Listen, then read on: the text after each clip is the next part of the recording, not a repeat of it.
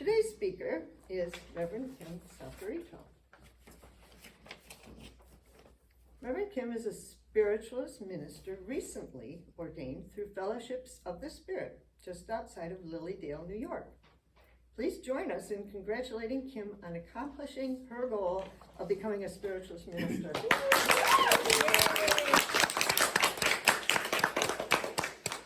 Adding to Kim's skill set, she is a tarot reader, certified psychic medium, and Reiki master teacher in Usui Reiki, and an all-around wonderful person. Thank you. She assists individuals through energy healing, psychic intuition, and mediumship to gain insight on their life path. As a lifelong teacher and student, she looks forward to journeying with you. Please welcome Kim.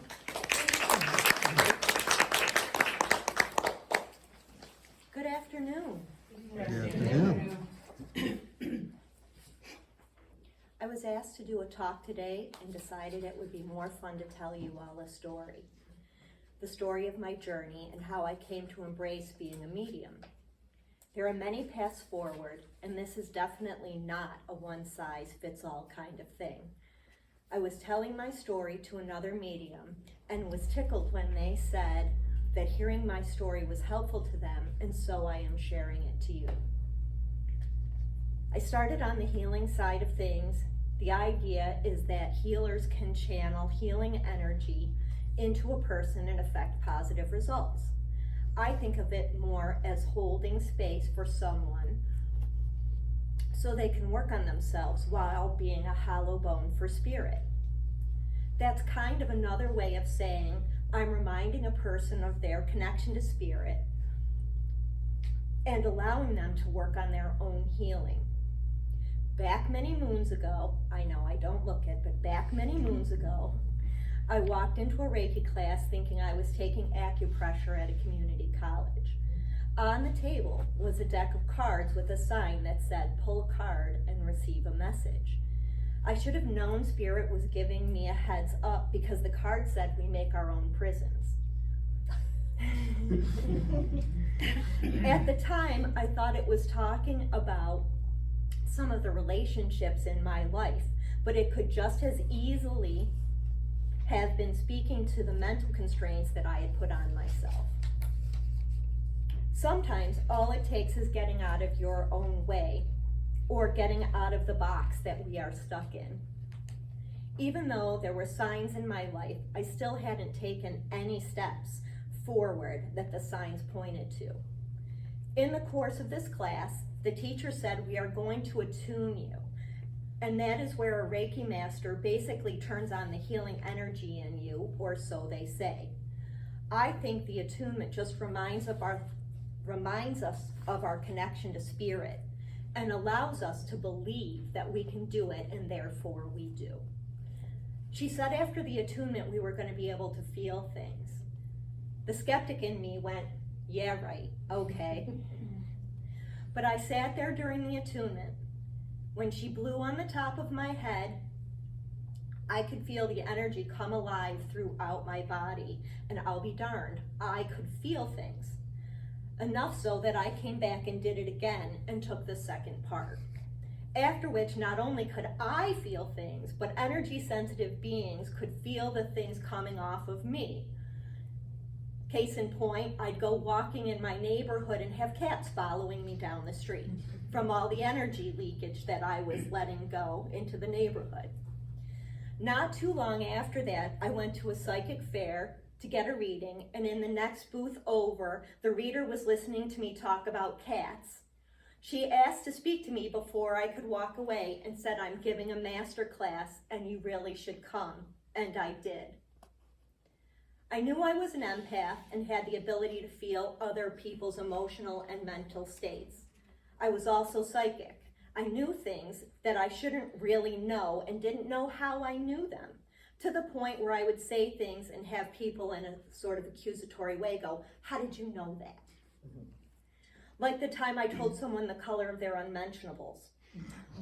Or interacting with the public only to have people unload what was going on in their life to me. One example is the time I was a cashier in my local neighborhood drugstore, and a customer I was working with told me all about her family member who had just died and kept asking me where I could get the best flowers for her grave. As a teenager, I didn't know why that was happening, and I didn't know where to send her to get flowers. Or the boy in high school who said to me, "You're an empath and I would hate for you to lose that." I had these skills, but I didn't really understand them. After many years of working from the healing aspect of things, I started working to develop my psychic side through tools like pendulums and tarot cards. I kept saying to one of my friends, "I can't work these things," meaning the tarot cards, and she said, "You're doing it wrong." Anyone who knows my friend Nancy? You know that's so her. You're doing it wrong. So I finally realized that I should listen to my intuition, and the cards were just a tool leading me down a path and making the path easier. My friend and I also started going to Lilydale on a yearly basis about that time. The first year we went, she said, "Are you going to do something with this stuff? Are you ready to come off the bench?" To which I replied, "No." So I ignored some of my skills for another year until the next year when we came back and she said, "Are you going to do something now?" And that's when I started researching spiritualist churches in Rochester. The catalyst that pushed me forward was a medium at Plymouth Spiritualist Church. Yes, mediums talk to dead people like the little boy in the Bruce Willis movie. He came to me during service and said, "You know that feeling that you get like there's a loose hair on your arm?" He said, "That's not a hair," pointing out that our friends on the other side were reaching out and letting their presence be known. About that time, I noticed that I was having feelings or being touched in the middle of the night, kind of like someone was taking a balloon and passing it over the top of my head. I would sit there and say, "I'm sleeping, not now," or "come back later." It was at this point I took my mediumship study seriously and actively started pursuing something that was already there and had come to me and was just waiting for me to participate. I know some people believe that without a certificate, you aren't actually a thing. I mean, you need a title and verification of who and what you are, right? I do not believe that.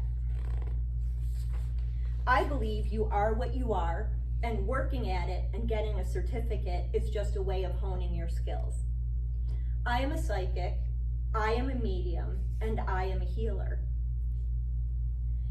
As most of you are aware, I really threw myself into my studies and took an intensive 2-year program through Fellowship of the Spirit outside of the gates of Lilydale, where I earned my psychic mediumship certificate and was ordained a minister in the spiritualist faith. Spirit really started showing up for me during that process. When you realize that you're always connected, you just need to acknowledge the fact that you are connected. It's very eye-opening. Case in point, I was getting ready to travel to Lilydale and was getting the message to pick up an extension cord. Here I am thinking, why on earth do I need an extension cord? But I listened and I stopped at Walmart on my way into town. I'm in the aisle with a 6-foot and a 12-foot extension cord in my hands, asking Spirit which one I need. Okay, fine. I'm purchasing the 12-foot. My friend and I did not get our usual room at the Maplewood, the main hotel inside the gates of Lilydale that year, and my bed was across the room from the electrical outlet. I said, "Thank you, Spirit," and in true me fashion, just rearranged the room. I finally used the extension cord this July on the 3rd floor of the Maplewood Hotel, where it was frying hot and the fan would not have reached the window without the extension cord. So again, thank you, Spirit. These skills also come with some fun misunderstandings. So last year, we met some nice ladies who were staying on the 3rd floor of the Maplewood. This hotel has a reputation for having some visitors who have passed.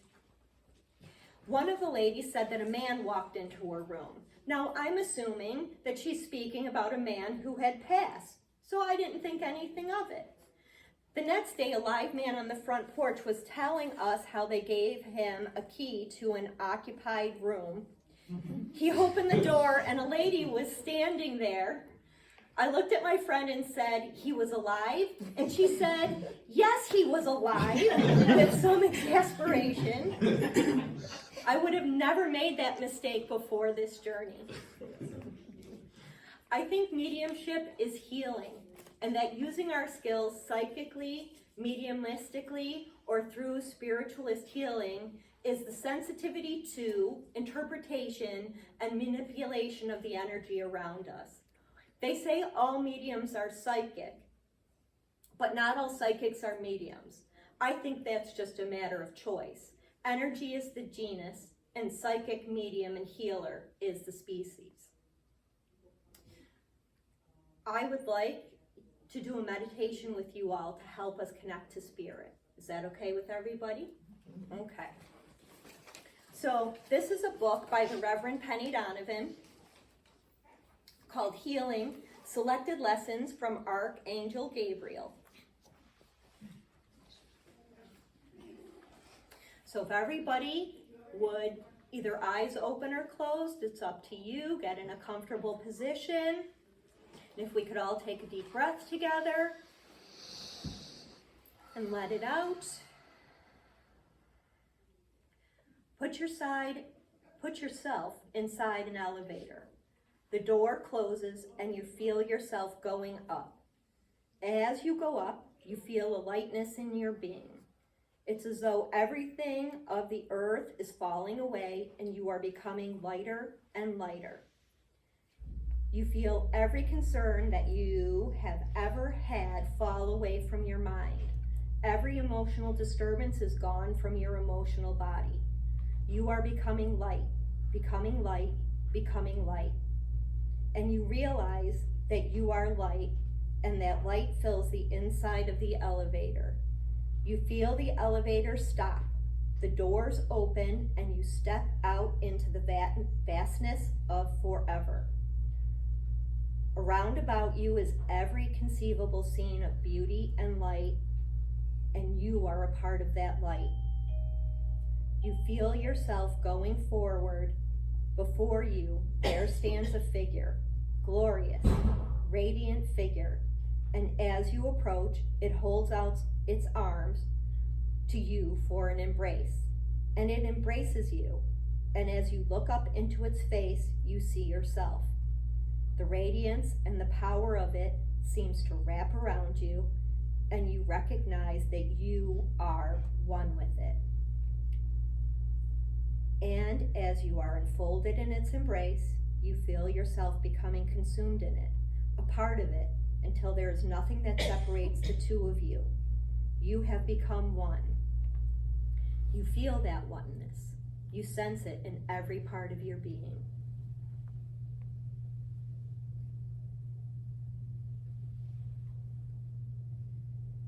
You feel yourself being drawn back to the elevator. You and your spirit self remain unified together. You step into the elevator, the doors close, and you are still in this great and wondrous light. And you feel the elevator going down, but the light does not diminish. Downward, the light still bright and pulsating. Downward, the light still bright, still filling your being. The elevator stops, and you step off, and you are this beauteous light being. You come over, and you sit back down in your seat, still radiating light. When I count to 3, you will open your eyes, still being radiant light. 1, 2, 3. If everybody'd like to wiggle their fingers and their toes. Does anybody have any questions? Thank you all so much, and thank you for allowing me to serve spirit.